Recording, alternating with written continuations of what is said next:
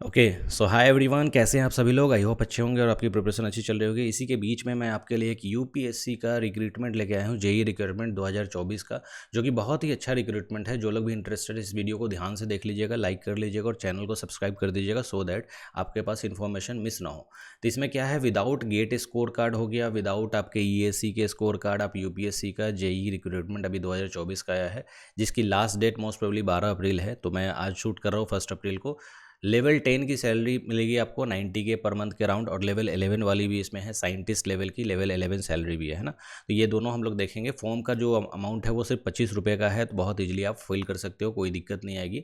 और सब लोग फिल कर दो भाई, क्या पता हो जाए, है ना। तो इस चीज़ को चलिए इन्फॉर्मेशन देखते हैं, क्या क्या है यूपीएससी रिक्रूटमेंट में, क्या क्या दिया है, किस तरह का। बहुत सारे पोस्ट है इसमें, आपके सिर्फ इंजीनियरिंग से रिलेटेड पोस्ट नहीं है, इसमें आपके मेडिकल से रिलेटेड भी है। बहुत सारे पोस्ट है जो मैं यहाँ पर डिस्कस करूँगा। लाइक देखिए, यहाँ पे मैकेनिकल के लिए साइंटिस्ट बी मैकेनिकल के लिए यहाँ पे है, पे स्केल लेवल 10 का रहेगा, 7th CPC। एज जो है 40 years for ST. Essential qualification आप देख लो, master's degree in physics from recognised university, या और लिखा है, और का मतलब है बीटेक होना चाहिए मैकेनिकल में, तो आप एलिजिबल हो। ठीक है, उसके साथ साथ देखिए यहाँ पे 2 ईयर्स ऑफ प्रैक्टिकल एक्सपीरियंस भी है। तो ये तो मैकेनिकल का चाहिए भाई, 2 years of practical experience testing and calibration of engineering material, ये बहुत इजीली आप निकाल सकते हो। थोड़ा सा आप एक्सपीरियंस, थोड़ा सा इंडस्ट्रियल एक्सपोजर होगा तो आप बहुत इजीली इस चीज़ को समझ पाओगे और इसके लिए आप एलिजिबल हो जाते हो। ठीक है ना, 25 रुपीज़ ही सिर्फ फॉर्म का है। आइए अब हम लोग बात करते हैं इंजीनियरिंग के कि और क्या क्या है भाई। इसमें आप देखोगे ध्यान से तो इसमें बहुत सारे हैं, मतलब समझो तो इंजीनियरिंग के साथ साथ यहाँ पे आपके मेडिकल वगैरह के भी है, लेकिन मैं मेडिकल में नहीं जा रहा हूँ क्योंकि हमारे जो व्यूवर्स है वो बीटेक है, तो बीटेक का ही मैं आपको दिखाता हूँ और बीटेक में ही समझने का ट्राई करते हैं कि और क्या क्या इन्फॉर्मेशन दिया हुआ है। आई थिंक पॉइंट नंबर 9 था जो इलेक्ट्रिकल के था, 7 पे आ गए हम लोग। बस थोड़ा सा वेट कीजिए, 7, 8 and last one is the 9। Okay, तो यहाँ पे देखिए 9th में हम लोग का आ गया है 9th। यहाँ पे हाँ, वैकेंसी, यहाँ देखिए vacancy for the post of assistant executive engineer in central ground water board, department of water resources, river development, Ganga rejuvenation, ministry of जल शक्ति।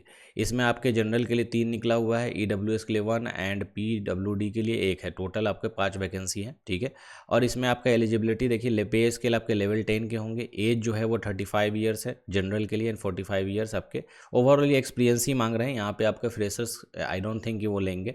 पॉइंट यहाँ देखिए, एजुकेशन क्वालिफिकेशन में वो बैचलर्स डिग्री मांग रहे हैं किसी में भी, इलेक्ट्रिकल, मैकेनिकल और सिविल, किसी में भी आपका बीटेक होना चाहिए। और साथ में आपसे एक्सपीरियंस भी मांग रहे हैं 2 साल का। मतलब क्या हुआ कि आपको इंडस्ट्रियल एक्सपीरियंस है, ठीक है, in maintenance and repair of different types of drilling rigs, तो आप डेफिनेटली इसके लिए एलिजिबल हो जाते हो। और ये जो सेकेंड वाला जो है एक्सपीरियंस वाला पार्ट, यही बहुत कम के पास होगा। जिनके पास होगा अगर वो अप्लाई कर देंगे ना, तो उनका 100% चांसेस होगी इसमें हो जाएगा, क्योंकि इसमें कोई रिटेन वगैरह नहीं है, डायरेक्ट आपके इंटरव्यू है। ठीक है ना, एक बार आप फिल कर दिए तो डायरेक्ट आप इंटरव्यू के लिए एलिजिबल होते हो, फिर वो आपको कॉल करके इंटरव्यू शेड्यूल करते हैं। फिर आगे और बढ़ते हैं, यहाँ पे और देखिए इलेक्ट्रिकल के लिए और भी है, 2 ईयर्स ऑफ एक्सपीरियंस, ये आपके एसेंशियल क्वालिफिकेशन, ये तो मैं बता दिया। उसके साथ 10th में भी देखिए साइंटिस्ट बी, मतलब कि लेवल 11 पे स्केल पे भी आपका रहेगा, सिविल का है। ठीक है, सिविल इंजीनियरिंग के हैं, लेवल 10 के हैं, है ना।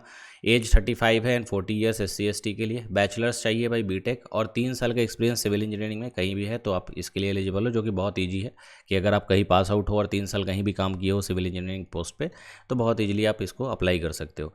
फिर उसके बाद देखिए यहाँ पे इलेक्ट्रॉनिक्स के लिए भी है, electronics instrumentation in central water. मैं इस PDF का लिंक नीचे दे दूंगा और वेबसाइट का भी लिंक दे दूंगा, आप उसको क्लिक करके जा सकते हो। और भी कोई डाउट है तो नीचे कमेंट भी कर सकते हो। तो यहाँ इलेक्ट्रॉनिक्स एंड इंस्ट्रूमेंटेशन का भी देखो, central water and power research station, इसमें भी आपके 1 जनरल के लिए, 1 OBC के लिए, SC के लिए 1 एंड PW के लिए 1। ये टोटल 4 वैकेंसी आपका दिख रहा है। तो 4 आपको देखने से लग रहा है भाई मेरा कैसे होगा, तो पॉइंट यही है कि 4 की 4 ही अप्लाई होंगे तो फिर क्या होगा, है कि नहीं। अगर अप्लाई कम हुए तो फिर तो बल्ले बल्ले है। इसलिए आप अप्लाई कर देना, सिर्फ 25 रुपये लग रहे हैं तो सब लोग अप्लाई कर देंगे। तो ये इन्फॉर्मेशन आपके लिए बहुत इंपॉर्टेंट है। ये भी आपके लेवल 10 के 90 के अराउंड आपको मिलने वाले हैं पर मंथ। 35 साल एज का तो कोई प्रॉब्लम है नहीं। एजुकेशन में देखिएगा तो यहाँ पे इलेक्ट्रॉनिक्स में बीटेक या इंस्ट्रूमेंटेशन में बीटेक चाहिए, और 3 साल का अगर आपका रिसर्च एक्सपीरियंस है। देखो ये रिसर्च एक्सपीरियंस बोला है, अब रिसर्च एक्सपीरियंस कुछ भी हो सकता है related to water, power, marines aspect. तो आप अगर रिसर्च एक्सपीरियंस मतलब कि आप मास्टर्स भी किए हो, इसमें रिसर्च किए हो, थीसिस पब्लिश किए हो, तो वहाँ भी आपके लिए एडवांटेज होने वाला है। तो ये भी आप देख लो, ऐसा कुछ बोला नहीं है कि इंडस्ट्रियल एक्सपोजर ही होना चाहिए। तो रिसर्च एक्सपीरियंस में आप कोई भी रिसर्च एक्सपीरियंस दिखा सकते हो और इसके लिए आप एलिजिबल हो। तो इस तरह के बहुत सारे यहाँ पे निकले हैं, मैं 2-3 ही आपको फिल्टर करके दिया जो आप अपने बीटेक स्टूडेंट के लिए, इलेक्ट्रिकल हो गया, मैकेनिकल हो गया, सिविल हो गया, इलेक्ट्रॉनिक्स टेक्निक्स हो गया, इंस्ट्रूमेंटेशन हुआ है, उसके लिए मैं आपको प्रॉपर दिखाया। इसका PDF मैं नीचे दे दूंगा ताकि आप लोग भी रिक्रूटमेंट के लिए पूरा जो फॉर्म है, ये सब जितनी भी चीज़ें हैं वो सब आप फिल कर दो, है ना।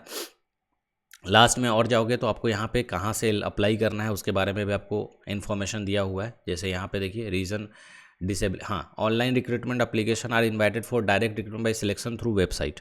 यहाँ पे जाके आप पहले फिल कर दो फॉर्म वगैरह जो है। 23 मार्च 2024 से स्टार्ट हो चुका है और लास्ट जो फॉर्म लिया जाएगा वो 11 अप्रैल 2024 तक का, मतलब कि अभी हमारा 1 अप्रैल है तो 11 दिन है, आप फिल कर सकते हो, ठीक है। Date for the interview on which the short listed candidate are required to bring the print out of their online application along with others document at UPSC shall be intimated separately. जो भी आपका eligibility criteria है उसका सारा document आप लेंगे और साथ में आप एप्लीकेशन फॉर्म जो आप फिल किए हैं वो भी लेकर आप इंटरव्यू के लिए जा सकते हैं, ठीक है। इसमें कोई रिटर्न वगैरह का बात नहीं किया है कि हाँ कोई ऐसा रिटर्न टेस्ट होगा। यहाँ पे सीधे दिखा रहा है कि date of submission of online recruitment application हो रहा, बस इतना ही बता रहा है। कंप्यूटर भी यहाँ पे, और बाकी कुछ नहीं बोला। कुछ भी रॉन्ग इन्फॉर्मेशन आप डालते हो तो रिजेक्ट हो सकता है, बस यही है ना।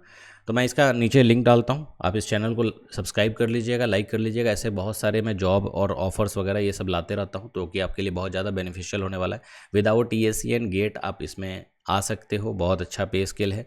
बस आपको थोड़ा 1-2 साल का एक्सपीरियंस जो मांग रहा है वो एक्सपीरियंस आप PDF में पढ़ लीजिएगा, that will be more than enough. और कोई डाउट है तो नीचे कमेंट कर सकते हैं, मैं कमेंट का आपका रिप्लाई दूंगा, ठीक है। Okay, thank you.